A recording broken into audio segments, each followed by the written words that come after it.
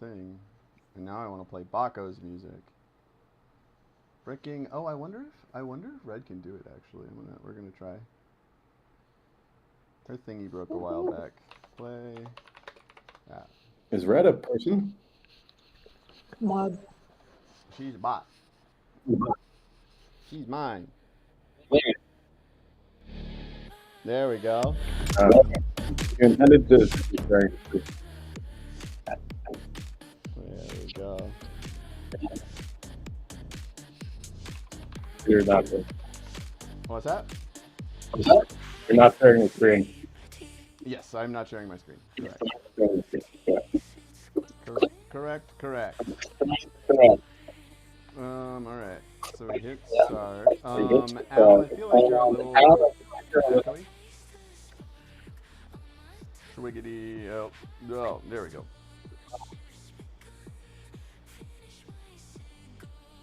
Let's do that.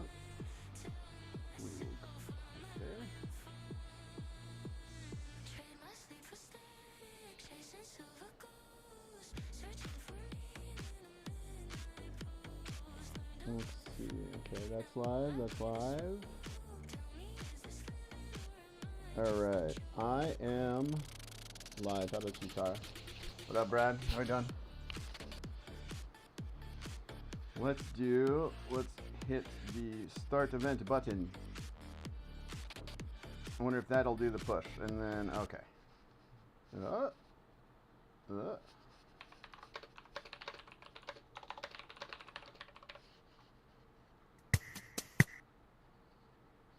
Well, frickin' A. I thought it wasn't gonna boot everybody off this week, but you know, we'll see. We'll see. Let me get my girl back.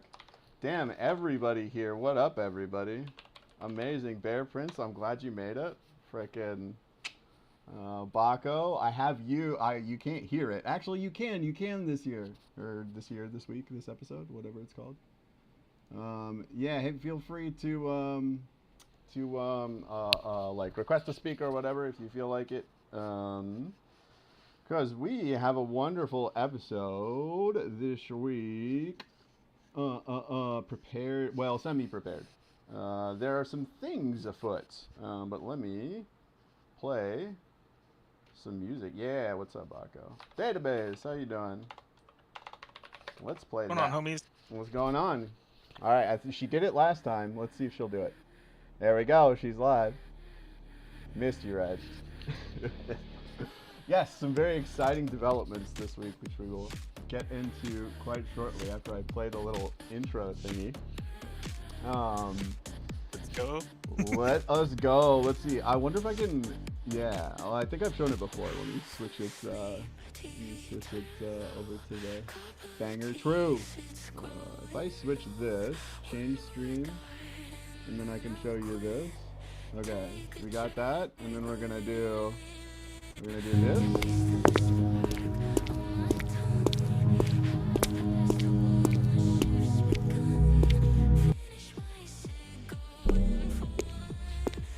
Someday I will clip all these together and it won't be completely incoherent.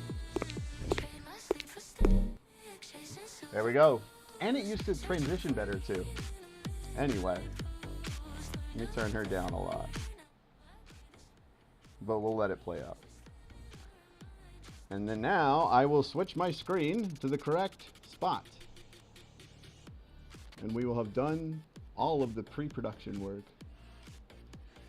And it will go there. Okay, let's see.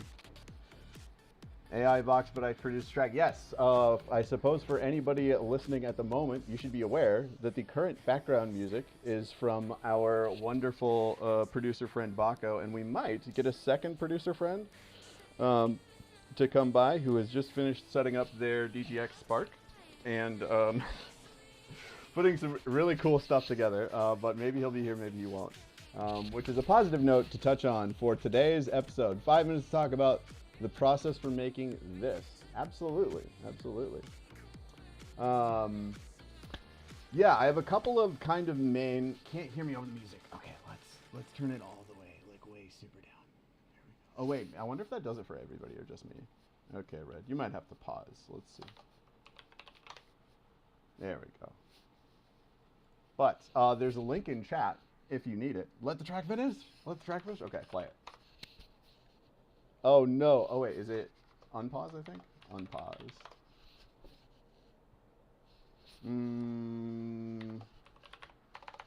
Play. Track. Track. Should have let it finish. Should have let it finish. True. We'll play it out. We'll play it out at the end. We'll run it back and we could just jam with it. But yes, I would love to hear more. There's a couple of interesting aspects of the process that I like on your approach and Kevin's too. Actually, like the commonality being like Suno's there, yes, but like actually making the cool thing, yes. Definitely have a listen. And then, yeah, there is, I don't know, there's links in chat. You will find them. We'll put them in the show notes, etc., etc. But we have some wonderful news of the week. We have a couple of things. Number one being, or like, okay, so main topics is we have some interesting developments in the world of AI code gen. We have some very interesting stuff going on in the world of JavaScript, specifically NPM, specifically supply chain. You might kind of guess where I'm going with this if you are reading the screen. Then I wanted to spend like a little bit of time like kind of going over like why it's different this time and like what sort of you know what I don't know. There's some important things to talk about that I definitely wanted to hit.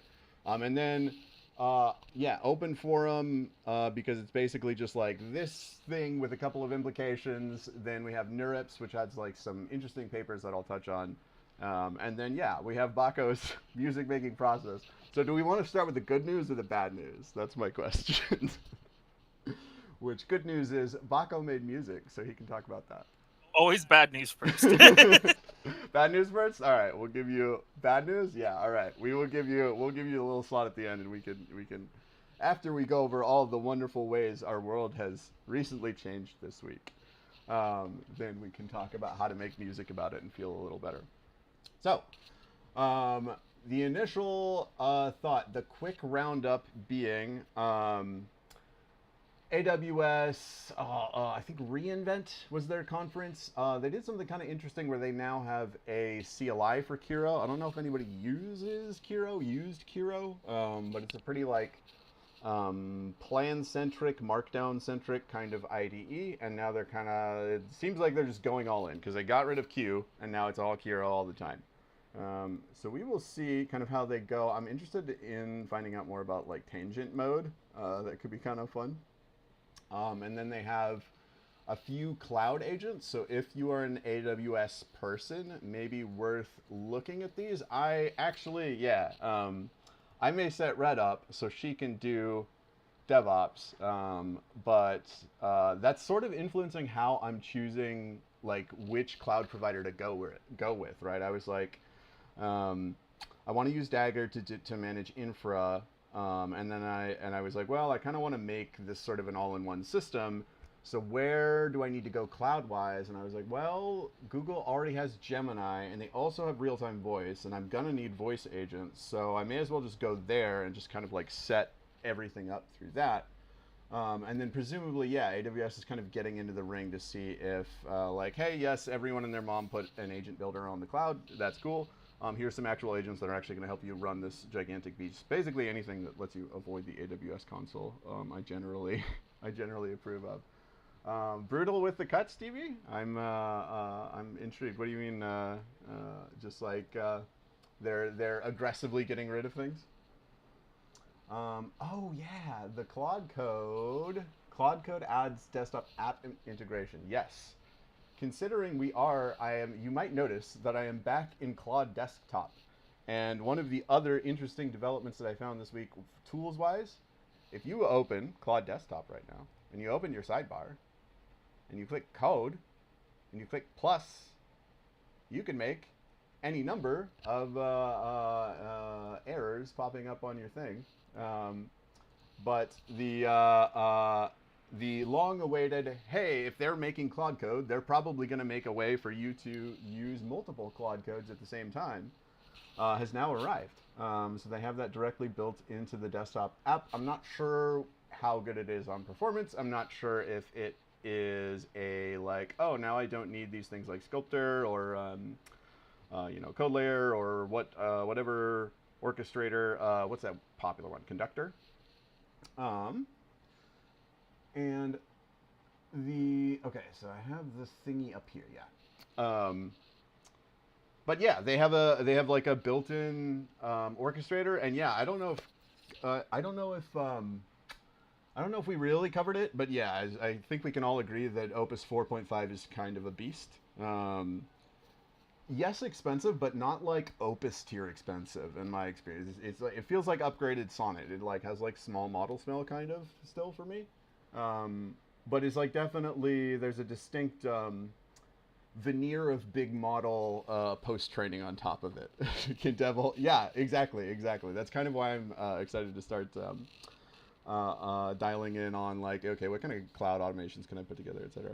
Amazon cut a bunch of games, a bunch of video, reduced their engineer team, and a few other things.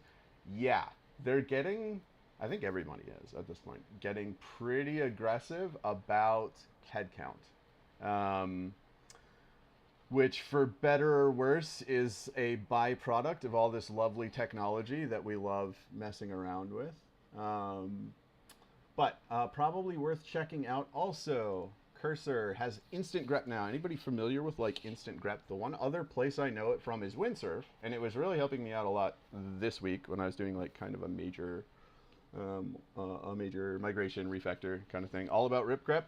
True. Yeah. So if you don't know what instant grep is, I wonder if there's like a good way for me to show it without screwing up all my windows. I'll see what I can do. But the appeal with instant grep is basically that it's like, hey Claude, deploy a bunch of explore subagents and go like find the stuff in the code base, right? Like we've all done that. But the instant grep is at first it was just Windsurf, I think, and now it's Windsurf and Cursor too, where they have like a high traffic track for their in-house models like SWE grep and presumably Composer or whatever grep model Cursor's training, where they just like for the instant context they just give you like 50 of them and there's just like spam greps across your whole code base and basically try to instant pre-fill a context window for you. So I don't know if you trigger it specifically necessarily, but I know anytime I give my Windsurf agent like a directive where it's going to have to look like go find like 3 symbols and pull 2 files or whatever, that it does instant grep now, and it's like, yeah, it takes a couple of seconds, which is really, really nice. Windsurf, oh yeah, this one was kind of good. The, I think this should pop up in the right spot. We'll see. AMP, for those of us who are familiar, is a agentic coding application, and was previously entirely SourceGraph. It is now its own company. Not sure what the implications are of that yet exactly, other than, hey, if you have a team and they know how to drive some agents, they can probably, and they work at your company, they could probably make their own company once they get good enough at driving said agents. Yeah, I think if SourceGraph was prepared for that, I could see this being amicable. But I could also see it being somewhat of a surprise. So I guess we'll kind of see how that shakes out. Outside of that, there wasn't a ton. Design mode in Replit is worth checking out if you haven't. I have found a lot of mileage out of that. And then, oh, interesting, SNCC partnership with Factory. They also have a Sentry integration, which is kind of nice and dovetails nicely into our next topic, being the thing that has like really grabbed my attention this week. Let's see, does it have a, okay, I don't know if, do I have like another report on that? Let me see if I do. But I guess the first question I will ask is, does anybody know what Shai-hulud 2, the second coming, is? Second question, for those of you who answered no, are you shipping software products that use JavaScript?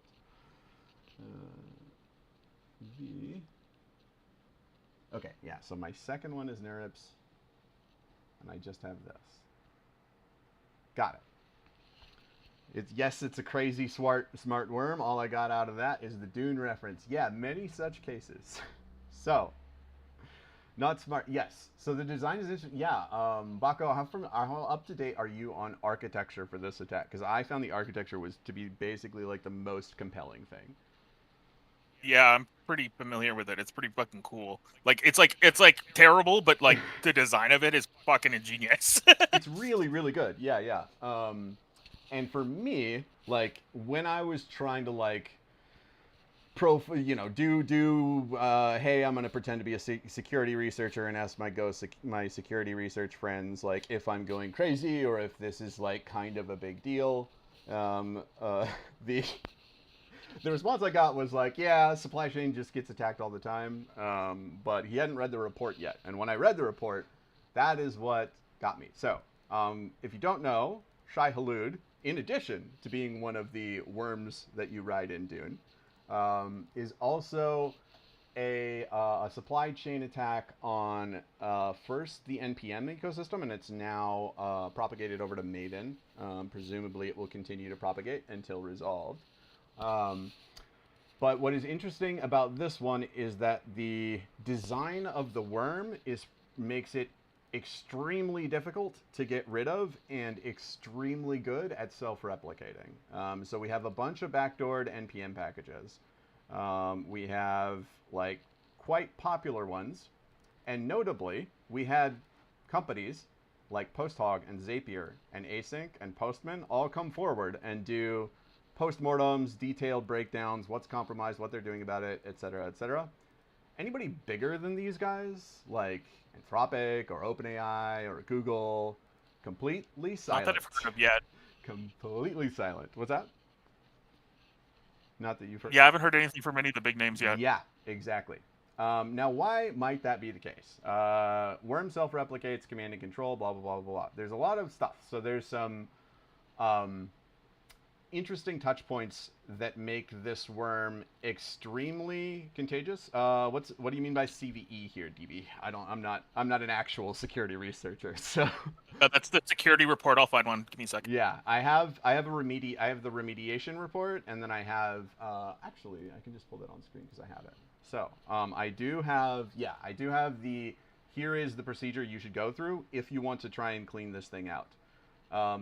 So normally, when one hears about these on the news, one just kind of, yeah, it's JavaScript. NPM will clean it up, because if they don't, then no one will use NPM, right? We kind of all relied on that and said, hey, like there's enough people with enough money and enough manpower that really care about making sure that this is still, still usable for people. Exactly, shai-hulud, yeah. The problem this time is that NPM can't. Nobody can. So the attack originated with PATS, and primarily what it's doing is exfiltrating credentials. And the way that it's doing that is it's getting in quickly using both bun and a pre-install lifecycle script. Normally post-install is where you'll catch them. You can do disable post-installs. But the pre-install lifecycle scripts oftentimes get ran in CI anyway, even if you have post-installs disabled. Also, because it's bun, that less of the tooling that could catch it, this is embedded in bun and not node. A, it's faster, so there's less time to detect it, and B, it's harder to detect because none of the tools are built to do that. The other, yes. Yeah, so the other, this was the big one. This was my oh shit moment here. So, if the malware fails to steal credentials, it attempts to destroy the victim's entire home directory by securely overwriting and deleting. Normally, okay, for my cleanup procedure, I'm gonna need to do backups, I'm gonna need to go through remediation, and then I can redeploy and I'll be good. The issue is, yes, it's a pain in the ass for us to do, but it also means that if NPM decides to do it themselves, a bunch of people's drives are just going to get wiped. And the financial incentive to keep NPM as vaguely secure as we presume it is probably, or like it's debatable whether it's worth it to fix this and deal with the PR fallout of potentially wiping everyone's drive. So the way that you would want to handle a situation like this, or like the only realistic way I see to actually fully remediate it, would be to like get everyone on GitHub within like a 48-hour time span to go through a remediation process simultaneously in which they all back it up. Because if one person doesn't exfil or doesn't rotate their exfilled credentials, then as soon as everybody's done going through the big cleanup, everybody gets reinfected. The other big issue, so there are multiple issues. That's like the first thing that I think is really clever. Like, yes, it's a pain in the ass for you, but what it means is that the infrastructure that we rely on to handle this for us doesn't work here. The other thing, since it's primarily geared around exfil and not some other form of attack or compromise, all it's going to try to do is keep calling home and keep trying to exfil those GitHub credentials so that it can set up more runners under your account on GitHub with those credentials that will attempt to exfil as many credentials as they can get their hands on. Only valid as long as it's not AI enabled. Yes, so this is, there is some certainty in the security community that this was, that some portion of these scripts were generated by Claude. You can tell because of the fucking emojis. And exactly. So the other thing is, yes, smart attackers, they put in a backdoor. These smart attackers put their backdoor onto GitHub Actions, which means the runner is going to survive removing the package and the system reboot. And what GitHub would have to do is coordinate with NPM, who is also getting everyone on the planet to back their drives up and clean everything out during a 48-hour period during which all of the runners on GitHub are all shut down.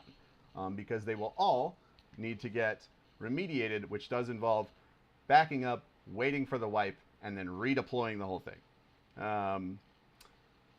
We touched on bun being the runtime. It is also like, yes, it's faster. Yes, it's easily obfuscated. But moreover, like everything that, like the defenses that we put up are expecting you to use Node. Does this work across any Linux machine that has Git and has cloned an infected repo? Again, not a security researcher, but my understanding is yes. So it is. We'll touch on the remediation process, and we will leave a link in the show notes. But there is. If unexpected repos have shown up on your account, one of your machines is compromised and you need to rotate your GitHub credentials. Those repos will be called something like shai-hulud, if I recall correctly. So scale that, like their first one was pretty small, and now this one is much harder to get rid of, much larger, and has spilled over into Maven. So it's not just JavaScript this time, which we all assume is like kind of a security nightmare. It is also in Java now, which we don't necessarily assume is as insecure as JavaScript, but it is now. So here are some steps, like a short guide on what you can do. There's a couple of scripts you can run, which I will leave links to, that will tell you kind of whether you're infected. And then what you would need to do is like re-image the impacted system. You gotta pin your node modules, remove all those malicious versions, and then if there is a unexpected runner or an unexpected repo on your account, you should make sure you're backing everything. You should do that anyway, but you should make sure you are backing up your home folder because it's gonna get shredded. Based on what I know about Java, it is less secure than JS. Yes, but not everybody treats it as such. There's some hardcore Java people out there.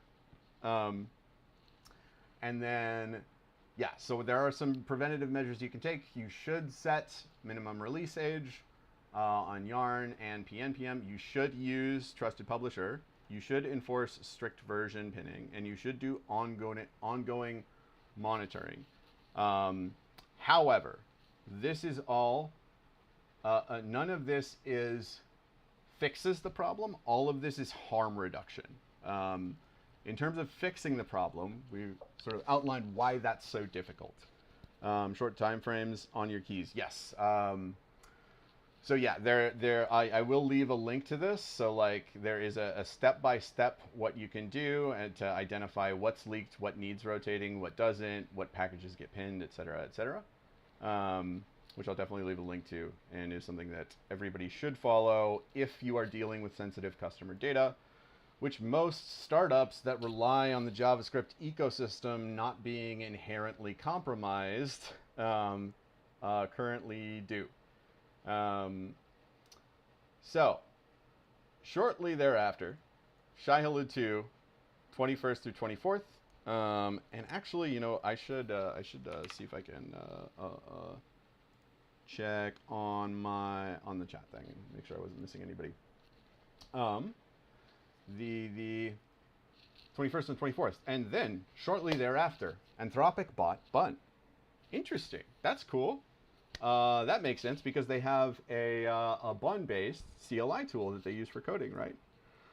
Well, if you actually want to have a secure application at the moment, what you need to do is build your own supply chain of it. The security researcher I spoke to was not too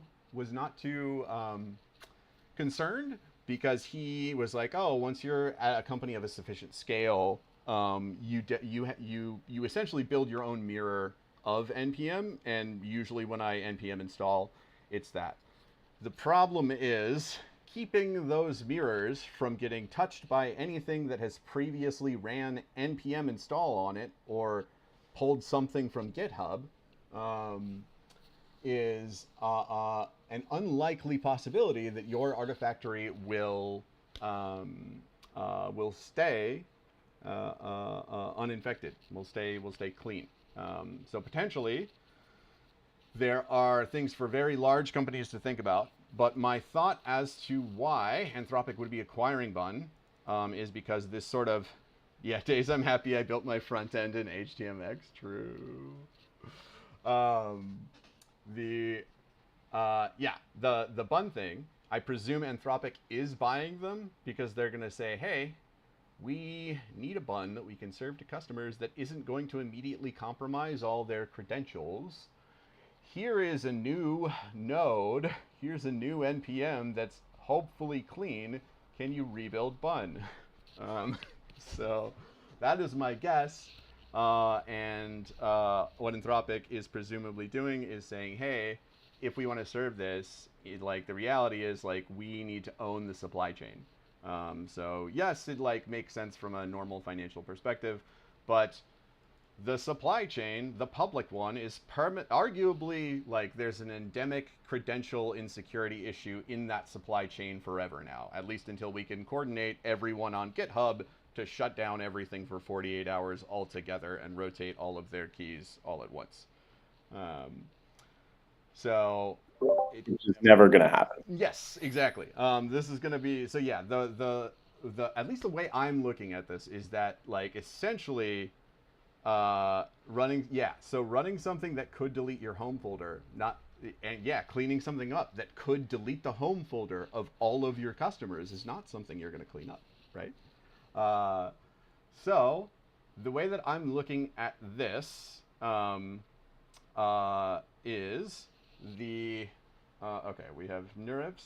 Yeah, is that like this essentially is like the COVID of JavaScript. Like some people are maybe gonna wear a mask if they even know what a shai-hulud is. I don't know if any of us in the startup world have proactively sought out, you know, subscriptions to security services. Normally, it's not a thing you want to worry about. You want to get the thing out the door, right? Because you are, you're young, you're grown. You'll worry about it later when somebody's going to sue you about it.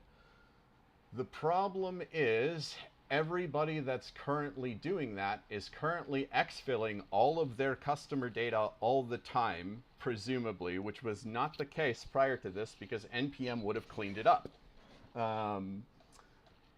I think the new position is you should consider that every time you ran npm install, you are currently being attacked. The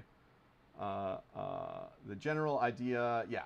So package installation is now an adversarial operation. I think that's like a doable, hard, but reasonable precaution that you could take to be able to be as sure as you can for as long as you can that you are not currently exfiltrating your customers' data. Easy, just use Windows for development. I don't know if that's any easier, but let me throw that back on there. I think more broadly, package installation was always an adversarial experience. You just didn't know it, and now people will. I think that it was definitely it was always an adversarial experience, but we assumed that there was a level of trust, like there was a default trust assumption we could make that like these big guys know this is a problem too, and they're going to take care of me. I think kind of like some of the fundamental trust assumptions is like presume that if something is on npm, it's not, at least if it's this thing, like it's not aligned with their financial interests, at least right now, to be like doing the thing that would actually need to get done to actually resolve this, essentially.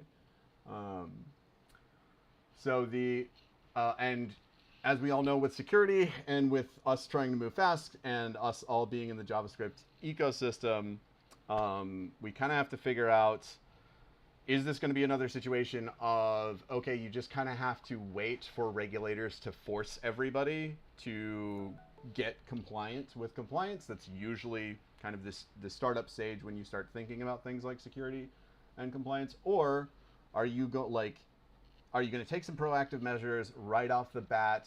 Can you pay the costs you would need to pay to do that? And like, what if your current like approach to the market did not account for you needing to presume that npm install is an attack on your infrastructure?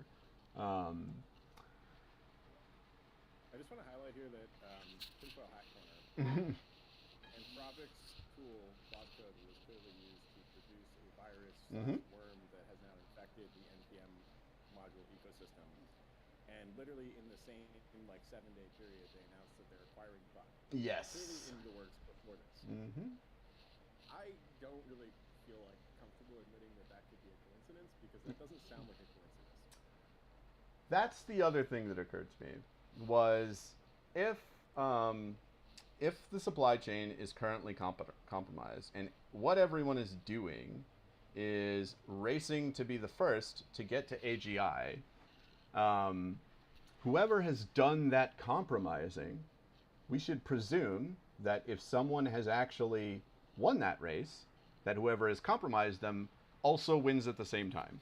So if we were to say this could be like a sophisticated threat actor from an enemy nation, we should presume that if we get to, if you know, an American company is crossing the finish line on AGI, the opposing nation will simultaneously be crossing that finish line, and whichever nation it is does not have to worry about needing to stop before you hit the finish line.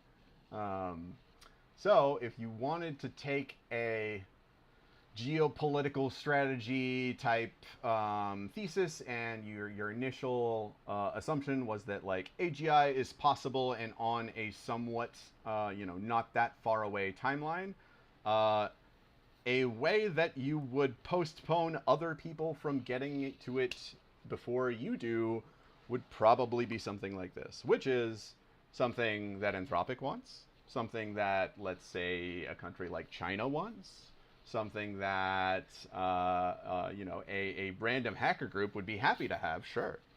And yeah, a very hasty acquisition pointed directly at the weak link in the supply chain could be I would not. I think the incentives are aligned for American companies to want to execute this too if they have the idea. The other thing I will mention is that because what this is credential exfil and create backdoors, it is it's a COVID tier problem, i.e. when there's one, there's going to be a lot more because a few people didn't wear their mask and it's going to start mutating, which is React server vulnerability. Let me see if I can grab us today's lovely news, which is a blog post from 9 hours ago from the team over at React about, let's see if this will actually just go, a critical vulnerability in React server components, which is an unauthenticated remote code execution vulnerability in all the React server components. And when was the last time you upgraded your React version? This is the first public acknowledgement that there's an issue related to this, or is this related to the worm, or is this a completely unrelated thing? Debatable. All we know right now is there is a critical security remote code execution, but if I had a backdoor to all the action runners on GitHub and a lot of exfiltrated credentials of people who work at companies like ones that make products like React, I probably, or I knew that someone had just compromised all those credentials and I wanted to go buy some because I wanted to attack React too. I would know exactly where to go, right? The other thing that was funny about shai-hulud, there was a single message from them, and it was, I believe it was, fuck Guillermo, fuck Vercel, and free AI at some URL I'm not going to mention. So if you are another malicious threat actor, and you can reasonably presume that the other hackers in your network, there's one of them that really fucking hates Vercel. I think if you need credentials, you know exactly who you need to call.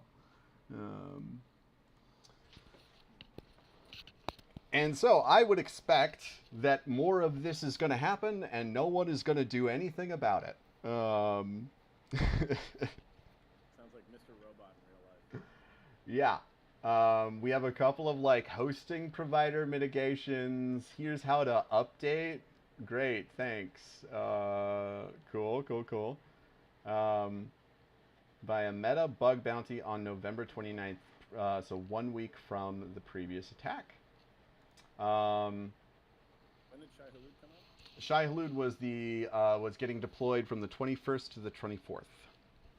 White hats don't even have the tools to combat this. That's my big issue, is not so much that like, oh, this is bad, oh, this is going to blow everything up. It's that you can't get rid of this. Like, there is not a way to fix this. There's a way to, mitigate harm. There's a way to like temporarily be pretty sure that your current set of machines you just ran the sweep on is not currently exfiltrating anything. But all those assumptions go out the window as soon as anybody at your org runs npm install again. So yeah, I think this is a very interesting. We live in interesting times kind of situation, and yeah. Well, I don't know. I wouldn't if it right exactly. if every action runner on GitHub should be assumed compromised, and that will probably be the case for some further duration, how long till this gets from NPM to Maven to PyPy? I don't think it'll be very long. I might guess that it's probably already there.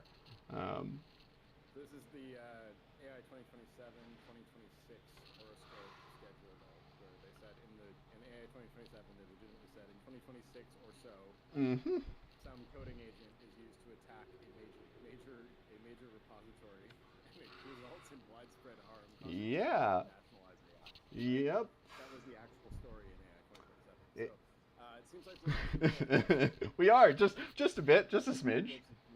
Nice to know. Yes.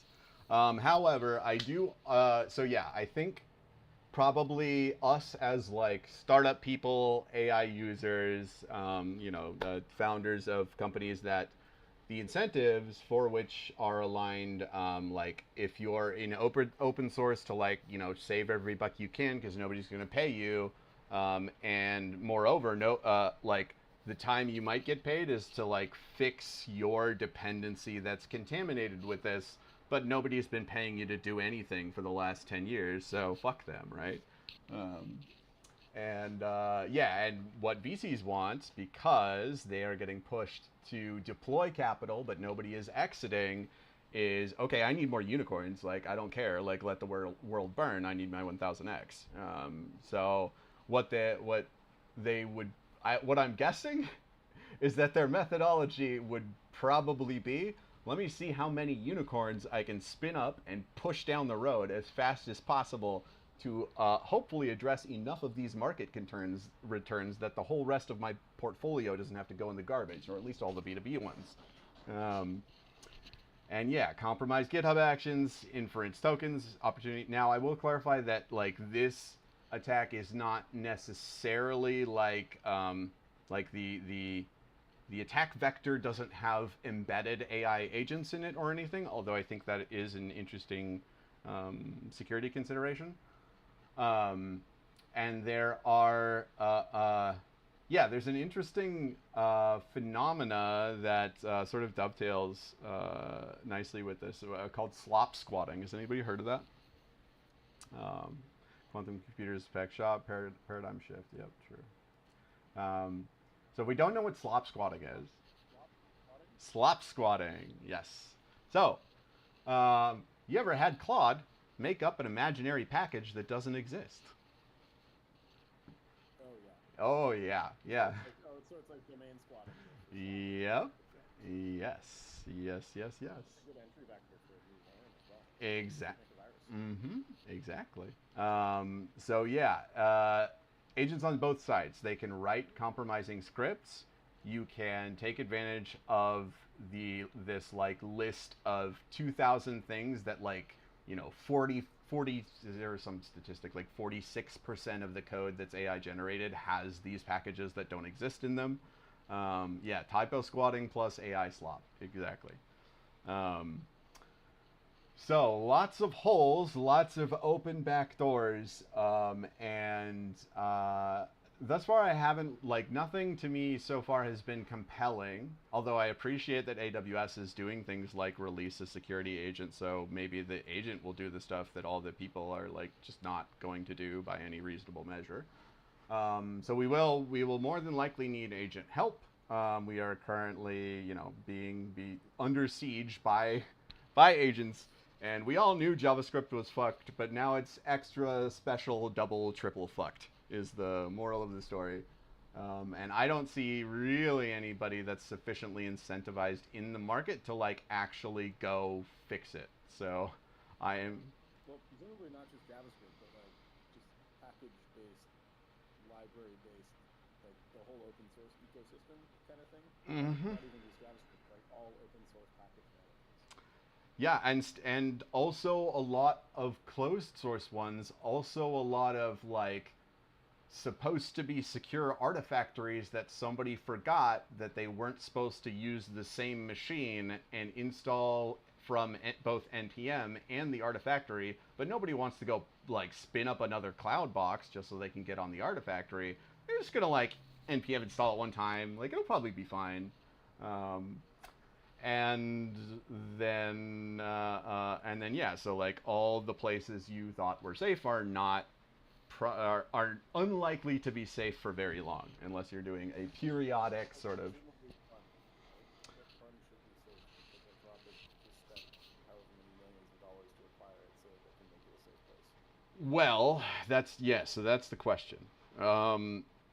A motivation for buying Bun could be whole specific to, yeah, so we'll invest in in-between guarantees. Yeah, exactly.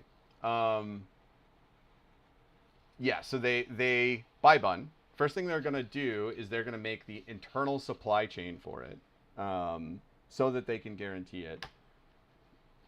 Now, taking that and then putting it onto a guaranteed secure supply chain that the public can access, the problem is you can't guarantee secure once the public starts accessing it. You can barely guarantee internal security.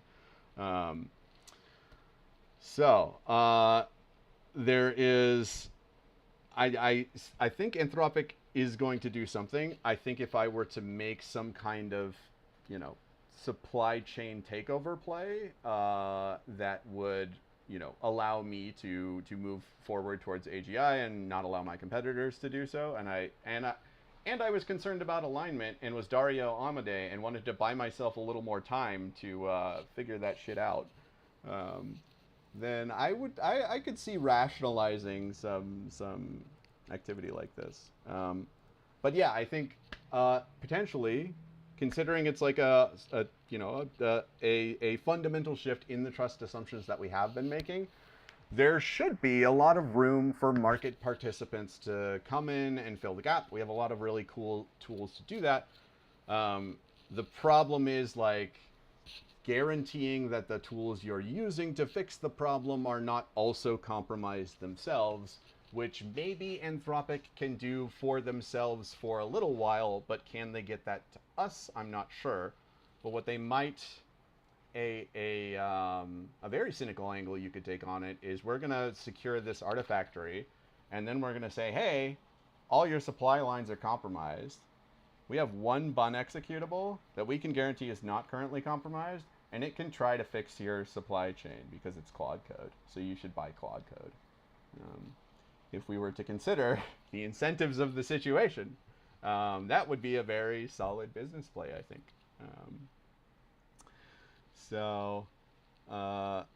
Yeah, filter packages that in between route service. Yeah, so I think there's room in the market to make this happen, or like to spin up any number of businesses that address something like this.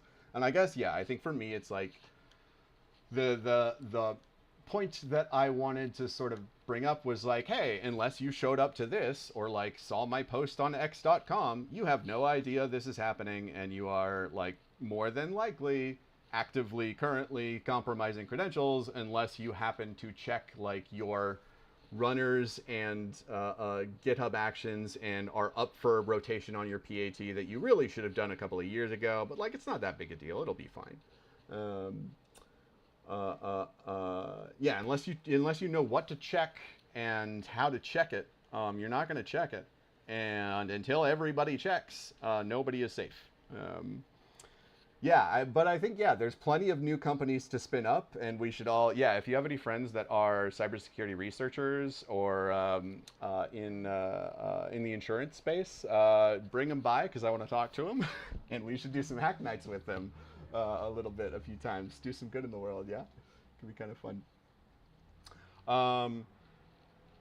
Let's see. Yeah, so I guess I'll like open floor if anybody wants to go down the rabbit hole on this. I grabbed a couple other things from neurips, which is the other like main conference. Oh, actually, there was something else interesting that I found specifically about neurips that tells us more about this situation. Let me see if I can grab my notes here. But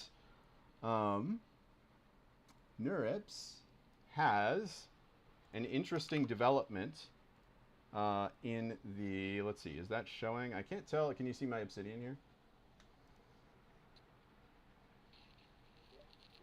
See, sweet. So, yeah, while I was looking up, hey, what cool papers are at neurips?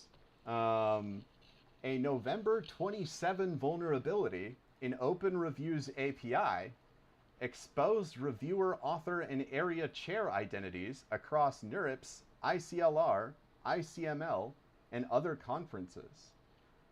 Reports emerged of bribery offers and harassment targeting unmasked reviewers. But plenty of people probably, whatever happened, they did not report.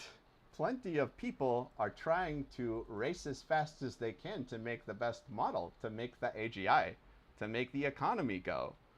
And it just so happens that 3 days after all the credentials everywhere on the internet got exfiltrated, one of those credentials was who's all going to these conferences for which it is currently the season, and what is all of their information and also the paper they wrote, and do I need to speak with them?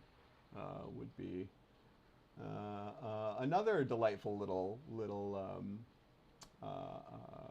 addendum, I suppose. And yeah, I was going over with Claude of the COVID analogy. It's like, okay, like best we can do right now is wear the mask and hope a vaccine is developable. At least on that front. So there are plenty of cool papers, but yeah, if we want to yap more on shai-hulud, or if we want to touch on some neurips, I'm open to either. And yeah, if you want to chime in for a yap or whatever, just raise your hand. I'll be happy to throw you on stage. Think about Vimplug. True. No. I know TMC. You had a great idea the other day where it was like, okay, let's just transpile everything to Go, and TypeScript is using the Go compiler, so you know, like maybe it's fine. Maybe I'll just like write Go forever and everything will be fine. Let me see if I can grab my notes. Yeah, it looks like TMC, if you are a Vim Chad, then TMC has something for you. I will leave in the show notes so that your Vim updates do not also compromise all of your supply chain software infrastructure. So I'll definitely leave that somewhere where people can get it. TS2Go on a branch of the TypeScript Go. Yeah, so I don't know that I understand sufficiently like what it would take. So let's say we do want to like try to move the whole ass node ecosystem and say we all just use Go now. Do you feel like that would be like sufficient? Like if you were to set something up where, you know, before you pulled it, it got turned into like, got turned into a Go module, or however they do that. They would target Go after. But Go has signed hashes in their package registry, right? Like they have some level of security in there that NPM doesn't have, is my understanding. Yes, they would target Go, and maybe there's some Go people that are currently compromised, so it might get infected. But at least with Go, you can actually audit all of the code that you would need to audit in order to figure out whether this thing is there or not, essentially. So Go could be an answer, but yeah, I'm like wondering like, oh, well, if the Go compiler doesn't execute on pull, but it's possible for vulnerable code in init, much better security. Yeah, well, yeah. So there's a couple of things that are interesting on the vector, like skipping the npm pre-install script does probably close a couple of the potential backdoors. And I know Go's not executing on pull, but possible for vulnerable code in init packages. Yeah. So what I'm like, okay, if there's a Go compiler on the back end of TypeScript, and the TypeScript is in theory like compiling, if you translate the code to Go, like do you bring, if you get the binary out of it, like do you still get all of the any potential worms? But I guess if they're just scripts and Go is not executing the pre-install scripts, then maybe you'll be okay, right? Don't let your action runners do anything from external PRs or comments or requests.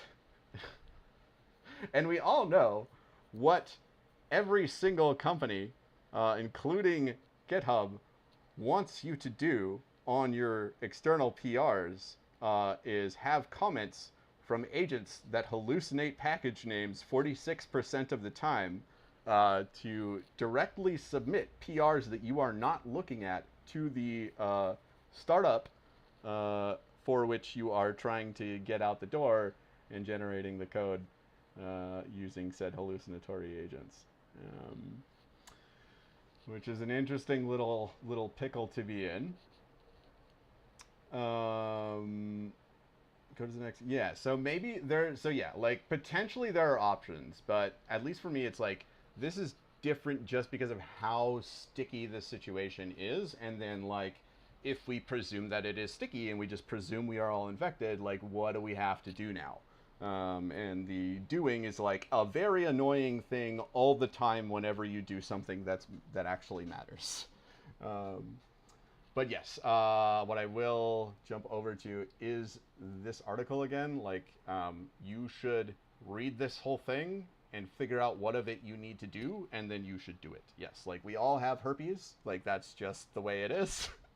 And it is, you know, somewhat unpleasant. We got to deal with it, such as it is. Let's hop over to neurips real quick, because if you find AI code stuff cool and exciting, there's plenty of cool stuff. So we could perhaps close out on a lighter note, but I don't think this is necessarily like a negative, you know, world ends with node, despite that being the title of the episode, sort of situation. I think this presents a lot of unique market opportunities for people who are aware of them, and I think a lot of people are going to remain unaware for a long time, not do anything about it, only do something when they get actually forced to, and then the immediate reaction, almost every person running a software company right now is not going to be, ooh, like, how can I solve this for people? How can I make, you know, the world better? It's going to be like, fuck, how much do I have to pay? Like, how much burn do I have left now that I have to deal with this fucking thing, and I have to do this stupid stuff, and like I have to try and wrangle all my people to not npm install things, which is not going to happen. Yeah, I wish I'd grabbed Mike today, because I suspect that he would have been a super valuable participant in this conversation, has been thinking a lot about this problem specifically for quite some time. And yes, we should Baco music. So we have brighter things on the horizon. Yeah, maybe I'll like run it back. I don't know. Maybe do a separate session, because I do want to. I very much want Mike's thoughts on the exactly. I want Mike's thoughts on the matter, because I suspect he has already thought through this long before it occurred to any of us. But yeah, absolutely. Happy. Yeah, thank you for coming out. Appreciate you. Yeah, Baco, you want to show us? How your music production process goes like, so we can have a little bit of good news to top it all off. Yeah, sure. No worries. Sick. And USAC is like Ableton and Suno right now, largely. Yeah, that's my understanding. Yeah, I'm able to. Yeah. We're legally obligated to fight any FL. Come to the ring, baby. We're gonna have a hack off. You gotta put your license up as a pink slip. If you win, the FL Studio guy has to buy Ableton. If he wins, you have to buy FL Studio. Easy peasy. All right, let me toss this up on screen here. All right, we are looking at something. It's got some bars. It's got bars. It's got bars, bro. So this is like a track that I have. I called it synesthesia, but nobody can say the word. But basic process for it. Basically, my process or sort of workflow for AI music is to use it more or less for idea generation. Mm-hmm. And then and use it for songwriting. The biggest one is like songwriting, because you get immediate feedback on what the sorry, No, you're good. Two things at the same time, very difficult. Get immediate feedback on what you write, Mhm. so you can hear like what's good or what's bad. Mhm. Basically immediately.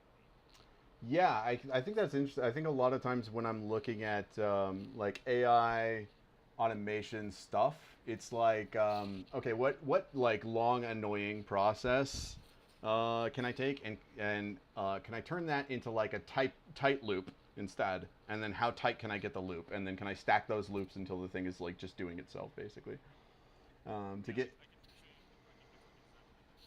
yeah totally.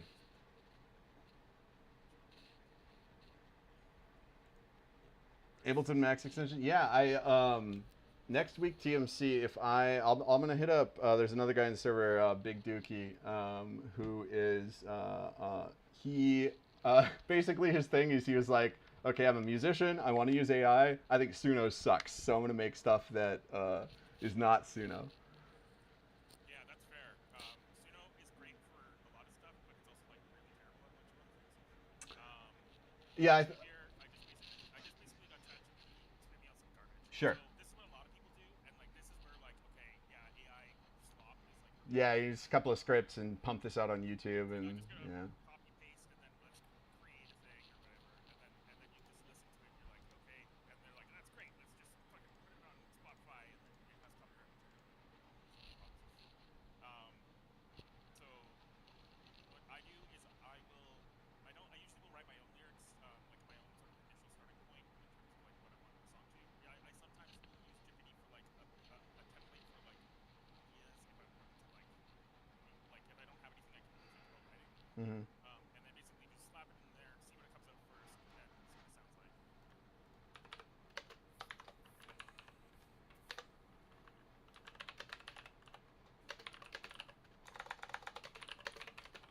Like that's terrible, right? Yeah.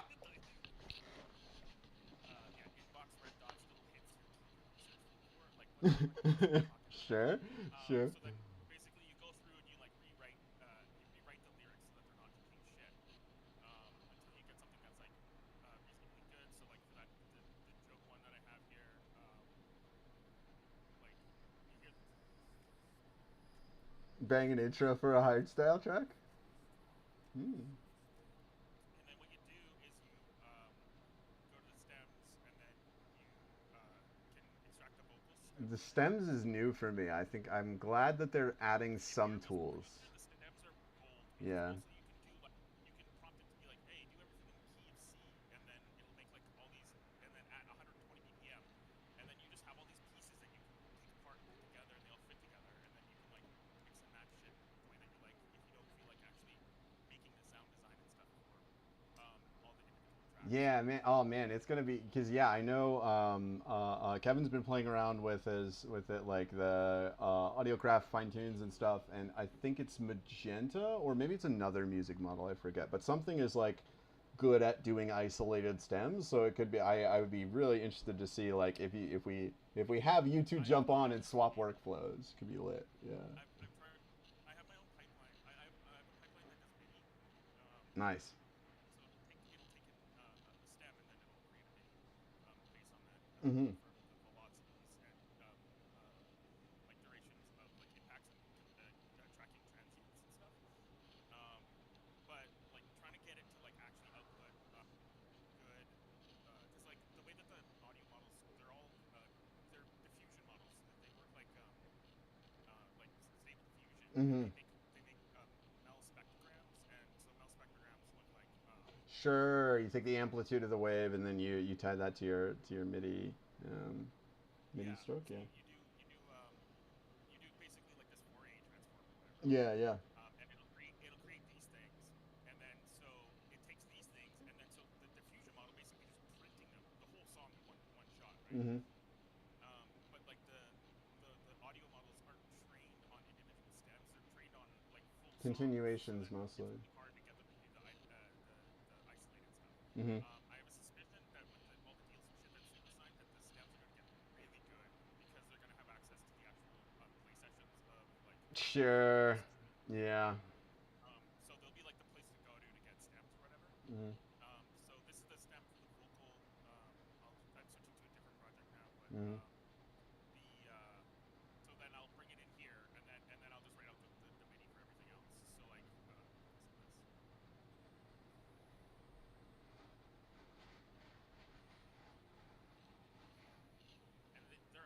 Mhm. good. Like, Yeah, no, it sounds great.